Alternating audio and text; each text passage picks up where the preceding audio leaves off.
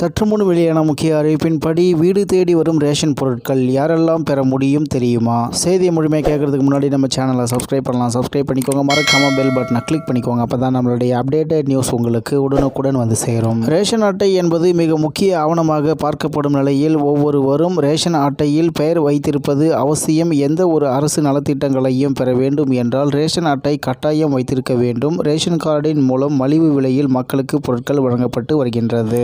ஆனால் பொருட்கள் வாங்க சொல்லும் பொழுது காலதாமதம் ஏற்படுகின்றது. அதனை குறைப்பதற்காக கைரேகை பதிவு மற்றும் கண் கருவிழி பதிவு உள்ளிட்ட புதிய வசதிகளை அரசு கொண்டு வந்தது. இருப்பினும் பொருட்கள் வாங்க மக்கள் நீண்ட நேரம் காத்திருக்கும் சூழல் இருப்பதினால் இன்று முதல் புதிய திட்டத்தை சோதனை அடிப்படையில் தமிழகத்தில் செயல்படுத்த இருக்கின்றது. சோதனை முயற்சியாக சென்னை உள்ளிட்ட 10 மாவட்டங்களில் இத்திட்டம் செயல்படுத்த இருப்பதாக தெரிவித்துள்ளனர். தமிழகம் முழுவதும் மானிய விலையில் வழங்கப்படக்கூடிய உணவுப் பொருட்கள் வீடுகளுக்கு சென்று வழங்கும் திட்டம் கொண்டு வரப்பட்டுள்ளது. 70 வயதுக்கு மேற்பட்ட மூத்த குடிமக்களின் வீடுகளில் நேரடியாக ரேஷன் பொருட்களை வழங்க தமிழக அரசு முடிவு செய்துள்ளது. இத்திட்டமானது இன்று முதல் வரும் ஜூலை 5ஆம் தேதி வரை சோதனை முயற்சியாக நடத்த கூட்டுறவு மற்றும் உணவுத்துறை அதிகாரிகள் முடிவு செய்துள்ளனர். மேலும் இத்திட்டம் வெற்றி அடைந்தால் அடுத்தடுத்து மாவட்டங்களில் செயல்படுத்த முடியும் எனவும் தெரிவிக்கப்பட்டுள்ளதால் முதியோர்கள் மகிழ்ச்சி அடைந்துள்ளனர் என்று தகவல் வெளியாகியுள்ளது. இந்நிலையில் பொருட்கள் வாங்க மக்கள் நீண்ட நேரம் காத்திருக்கும் சூழல் இருப்பதினால் இன்று முதல் புதிய திட்டத்தை சோதனை அடிப்படையில் தமிழகத்தில் செயல்படுத்த இருக்கின்றது. சோதனை முயற்சியாக சென்னை உள்ளிட்ட 10 மாவட்டங்களில் இத்திட்டம் செயல்படுத்த இருப்பதாக தெரிவித்துள்ளனர். மேலும் தமிழகம் முழுவதும் மானிய விலையில் வழங்கப்படக்கூடிய உணவுப் பொருட்கள் வீடுகளுக்கு சென்று வழங்கும் திட்டம் கொண்டு வரப்பட்டுள்ளது. 70 வயதுக்கு மேற்பட்ட மூத்த குடிமக்களின் வீடுகளில் நேரடியாக ரேஷன் பொருட்களை வழங்க தமிழக அரசு முடிவு செய்துள்ளது.